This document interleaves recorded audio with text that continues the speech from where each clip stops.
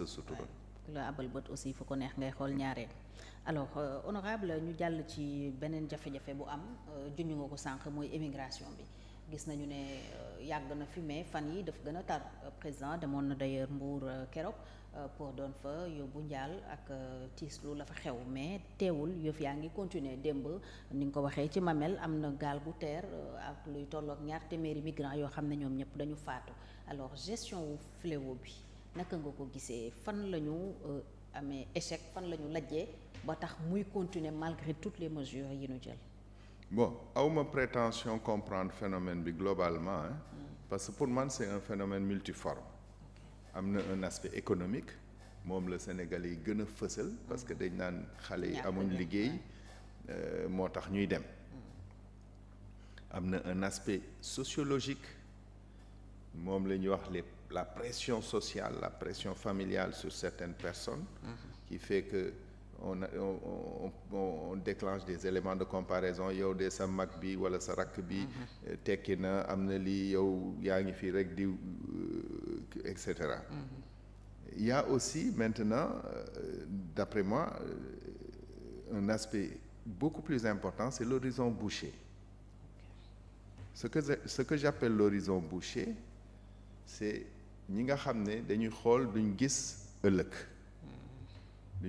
xamuñ naka la ëllëg di demee xam nga dañuy toog fii ñu ne tey moom c'est le 23 fi lekk juróom-ñaari fan dinaa jot salaire kooku kuy gis ëllëg la ki nga xam ne moom ndekki subaam sax non añ bi xamul lan la non ndekki suba moom boo xamul lan la doo nelaw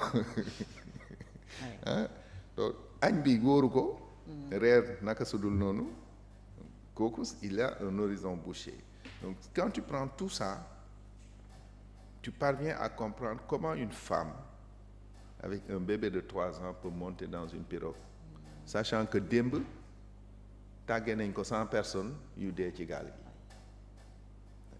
loolu mooy problème bi en fait. Tu te demandes où est-ce qu'on va puiser ce courage. C'est ça.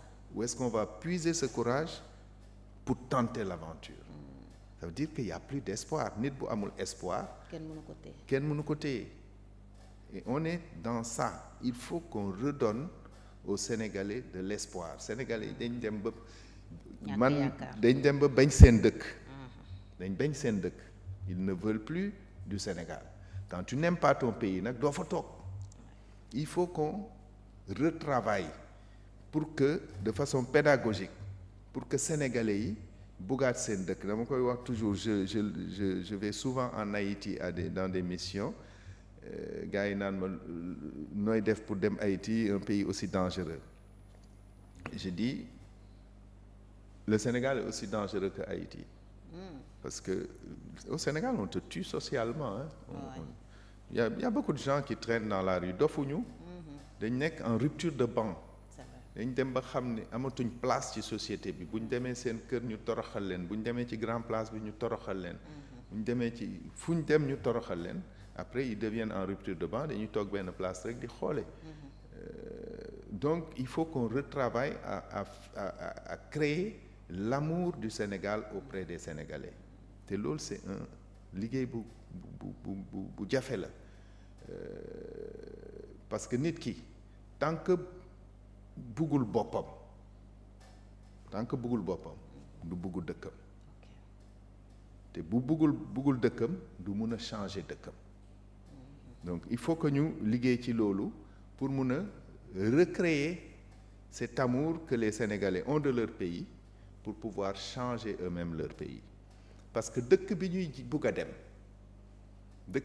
dem dañ foog ne que dëkk boobu dafa neex moo tax nit ña nekk fa non ña fa nekk ñoo bugg dëkk bi transformer ko ba ñeneen bugg faa dem donc ñun sénégalais yi ñoo war a liggéey ba nga xam ne dañuy bugg suñ dëkk transformer ko ba nga xam ne dañ fiy bugg a dëkk ba ñeneen tamit bugg ñu fekk ci fii Sénégal liggéey boobu lañ war a def te c'est pas un travail facile moo tax quand je vois les gens perdre leur temps dans certaines choses je me pose des questions est-ce que xam nañ lan mooy priorité Sénégal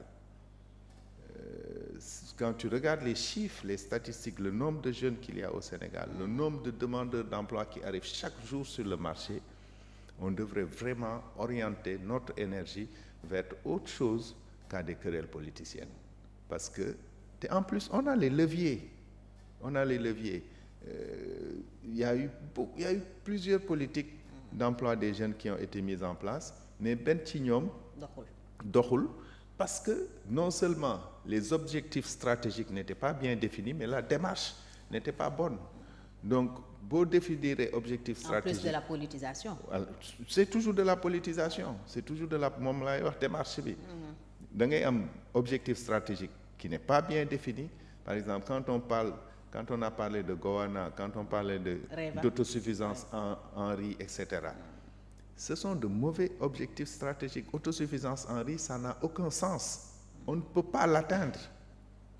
Comment tu peux dire mon objectif c'est l'autosuffisance en riz au moment où des pays comme la Chine et l'Inde ne sont plus autosuffisants? La population sénégalaise croît très vite. C'est utopique. Non, c'est même, on se ment nous-mêmes. À moins qu'on soit de mauvais planificateurs. La population sénégalaise croît très très vite. On mange du riz, ça ne changera pas. Loolu la ñuy lekk. Mooy suñu habitude alimentaire. Mooy suñu habitude alimentaire. Ça croît très vite, ça croît plus vite que suñu rendement yi. Nga bëgg autosuffisance saa yoo tegee pour yegg fii. Population bi yokku li nga soxla gën a yokku. On ne cherche pas, on ne devrait pas chercher à être autosuffisant en riz. On l'a fait pendant 7 ans et après on s'est rendu compte que ce qu'il faut, c'est la sécurité alimentaire.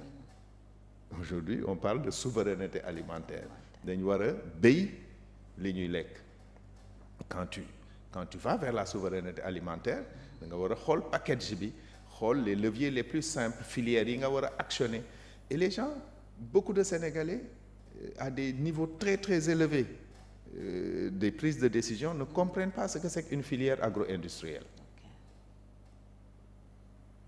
Une filière agro-industrielle, il part de l'université, recherche-développement, jusqu'à l'assiette. C'est ça qu'on appelle filière. Mënuloo commencer di def ay plantation de mango te xamoo mango lu muy jëriñ. Bu fekkee yow da nga xalaat ne mango jël ko nii rek jaay ko wala pressé ko def jus mooy mango, tu es perdu.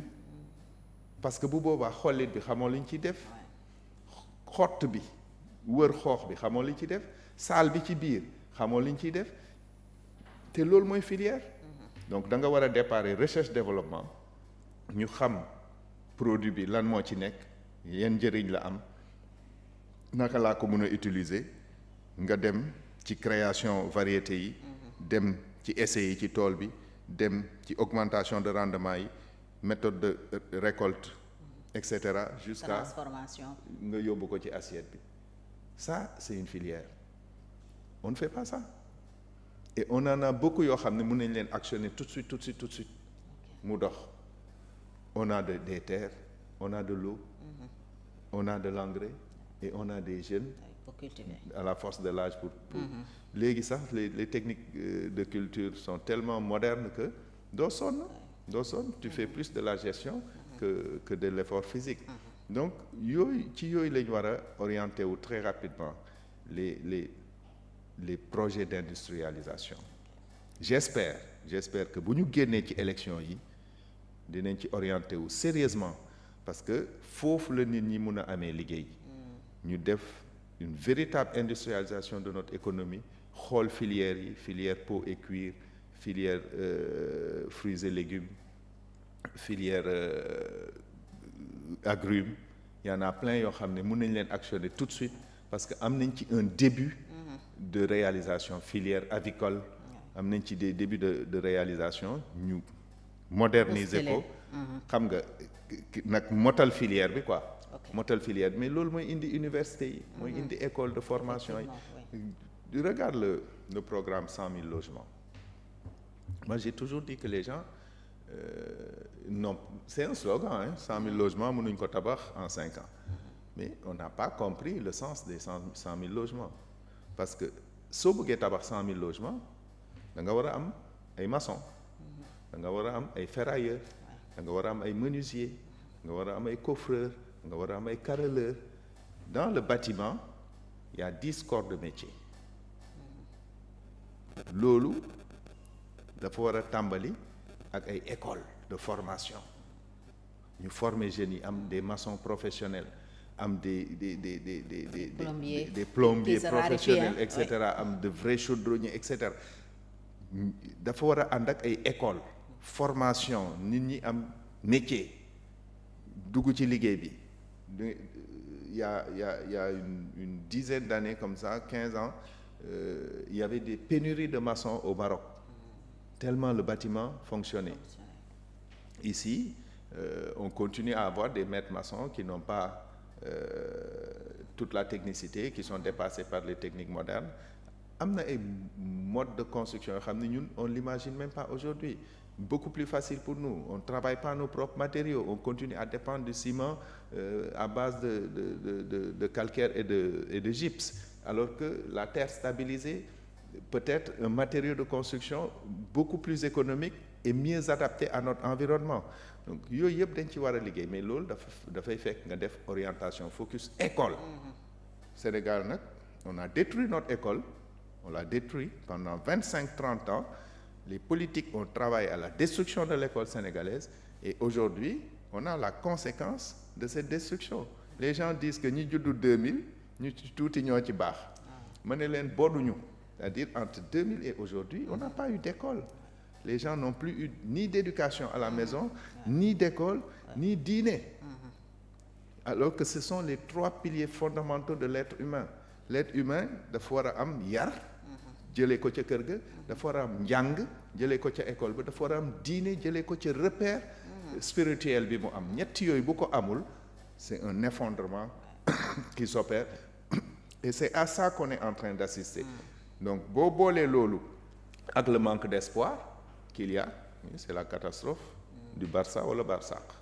À côté foofu la ñuy jeexale y a aussi les inondations Kaolack nga dëkk gis nañu li fa xew jamono yële xew